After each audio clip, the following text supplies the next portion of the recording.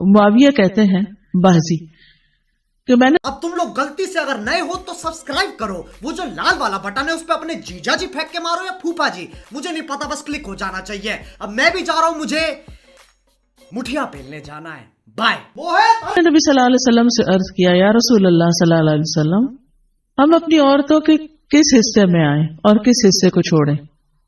یعنی شوہر بیوی کے تعلق کی بات ہو رہی، یہ بھی ایک بہت آج کے دور کا، ہر دور کا مسئلہ ہے، لیکن آج کے دور میں اور بھی گمبھیر ہوتا چلا جا رہا ہے بہت سی چیزوں سے ایکسپوز ہونے کی وجہ سے۔ تو کیا جائز حد ہے اور کیا نہیں ہے؟ فزیکل ریلیشن شپ کے لیے کس حصے کو استعمال کیا جا سکتا ہے، کس کو نہیں، یہ سوال۔ تو اس پر آپ صلی اللہ علیہ وسلم نے فرمایا تمہاری بیوی تمہارا کھیت ہے، تم اپنے کھیت میں جہاں سے چاہو آؤ۔ جہاں سے چاہو آؤ کا مطلب کیا ہے کہ جہاں سے کلٹیویشن ہو سکتی، یعنی کہ کھیت کے تعلق سے کیا بتایا، نساؤکم حرث لکم فأتوا حرثکم انا شئتم۔ انا شئتم کا مطلب انا جو ہے ظرف زمان و مکان دونوں کے لیے آتا ہے، کہ جانے کا کوئی خاص وقت مقرر نہیں کہ یہ دن ہے یا رات ہے، ایسی کوئی پابندی شریعت نے نہیں رکھی۔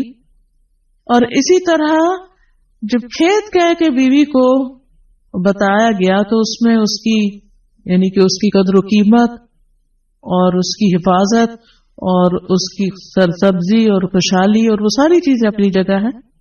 پلس یہ بہت ہی حکمت کی بات ہے کہ کھیت میں کچھ اگ جب ہی سکتا ہے جب اس میں بیج ڈالا جائے۔ تو اب شوہر بیوی کے ساتھ کیسا تعلق قائم کرے کہ اولاد پیدا ہو سکے؟ وہ اورل سیکس سے تو نہیں ہو سکتا، وہ اینل سیکس سے بھی نہیں ہو سکتا۔ obviously انڈرسٹوڈ ہے کہ انا کا مطلب یہاں کیا ہے، ٹھیک ہے نا؟ یعنی یہ وہ باتیں کہ جن کو بہت لفظوں کو کھول کھول کے نہیں بولا جا سکتا، لیکن اٹس انڈرسٹوڈ۔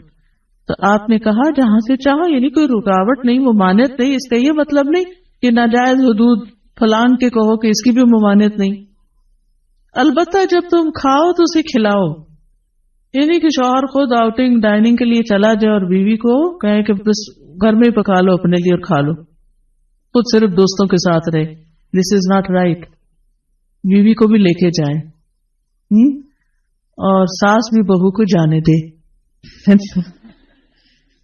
جب تم کھاؤ تو اسے بھی کھلاؤ، جب پہناؤ تو اسے بھی پہناؤ کا مطلب یہ ہے کہ عید آئی ہے، اپنے لیے سوٹ لے رہے ہو تو بیوی کو بھی کچھ لے کے دو۔ یہ ہے ایکوالٹی ایک طرح سے۔ تو اس کے چہرے پہ نہ مارو، اسے گالیاں مت دو، ابیوز نہیں کر سکتے، اور اسے قطع تعلقی اگر کرو، یعنی ویسے تو نہ کرو لیکن اگر کرو تو گھر کی حد تک رکھو، کک آؤٹ نہیں کرو، گھر سے باہر نہیں پھینکو، گھر سے نہیں نکالو، کیونکہ بادشاہ اور کہتے ہیں نا، فون پہ کہہ دیتے ہیں گھر چلی جاؤ ماں باپ کے، میں تب گھر میں داخل ہوں گا، آؤں گا ہی نہیں۔ یہ غلط ہے، ایسے نہیں کرنا چاہیے۔ اور یہ کیسے مناسب، یہ کیسے ہو سکتا ہے کہ تم اس کے ساتھ یہ سلوک کرو جبکہ تم ایک دوسرے کے پاس حلال طریقے سے آتے ہو؟ یعنی تمہارا ایک جائز تعلق ہے اور پھر تم اس تعلق کو اس طرح خراب کرو۔ تو بیوی کو مارنے سے متعلق جو قرآن اور حدیث کی روشنی میں جو حکم ہے وہ سامنے۔ پھر اسی طرح غلام کو مارنے کی ممانعت، نوکر کو، غلام کو، اس کو بھی نہیں مارنا چاہیے۔ ابو مسعود بدری سے روایت ہے کہ میں اپنے غلام کو کوڑے کے ساتھ مار رہا تھا کہ میں نے اپنے پیچھے سے آواز سنی، اے ابو مسعود جان لو، اور میں غصے کی وجہ سے آواز سمجھ نہ سکا، یعنی ایسے مار رہا تھا کہ مجھے نہیں سمجھ آئے گی کس نے پکارا مجھے۔ جب وہ میرے قریب ہوئے تو وہ رسول اللہ صلی اللہ علیہ وسلم تھے اور آپ فرما رہے تھے جان لو ابو مسعود، جان لو ابو مسعود۔ کہتے ہیں میں نے اپنے ہاتھ سے کوڑا پھینک دیا تو آپ نے فرمایا جان لو ابو مسعود، یعنی آپ بار بار فرما رہے تھے اللہ تم پر زیادہ قدرت رکھتا ہے تمہاری اس غلام پر قدرت سے، یعنی جتنا تم اس غلام پہ قدرت رکھتے ہو اللہ اس سے زیادہ تم پہ قدرت رکھتا ہے، یعنی تمہیں مارے گا۔ کہتے ہیں کہ میں نے عرض کیا اے اللہ کے رسول صلی اللہ علیہ وسلم میں اس کے بعد کبھی غلام کو نہیں ماروں گا، اور بعض روایت میں آتا ہے کہ انہوں نے آزاد کر دیا۔ ابو عمر زازان سے روایت ہے، کہتے ہیں کہ ہم لوگ ابن عمر کے پاس تھے، انہوں نے اپنے غلام کو بلایا جسے انہوں نے مارا تھا، انہوں نے اس کی پیٹھ کھول کر دیکھی کہا کیا تمہیں تکلیف ہو رہی ہے؟ اس نے کہا نہیں۔ اس کے بعد ابن عمر نے غلام کو آزاد کر دیا اور ایک تنکا زمین سے اٹھایا اور کہا کہ مجھے اس کا اتنا بھی اجر نہیں ملے گا جتنا اس تنکے کا وزن ہے۔ میں نے کہا ابو عبد الرحمن آپ ایسے کیوں کہہ رہے ہیں؟ انہوں نے کہا کہ میں نے رسول اللہ صلی اللہ علیہ وسلم کو فرماتے ہوئے سنا، جو شخص اپنے غلام کو بے قصور یعنی حد شرعی کے علاوہ مارے یا اس کے چہرے پہ تمانچہ مارے تو اس کا کفارہ ہی کہ اسے آزاد کر دی۔ کفارہ ہے، اس آزادی کا ثواب کوئی نہیں تنکے برابر بھی۔ یعنی بعض کا تم سمجھتے ہیں بڑی نیکی کی لیکن اس میں تو چھوٹ بھی جائے تو وہ بھی بہت بڑی بات ہے۔ صحابہ کرام جو تھے وہ خاص طور پر اس سے محتاط رہتے اور غلاموں سے درگزر کرتے تھے۔ ابو لیلہ کہتے ہیں کہ سلمان رضی اللہ عنہ نکلے، وہ اپنی سواری کو چارہ کھلاتے تھے تو وہ ہودے سے گرتا رہتا۔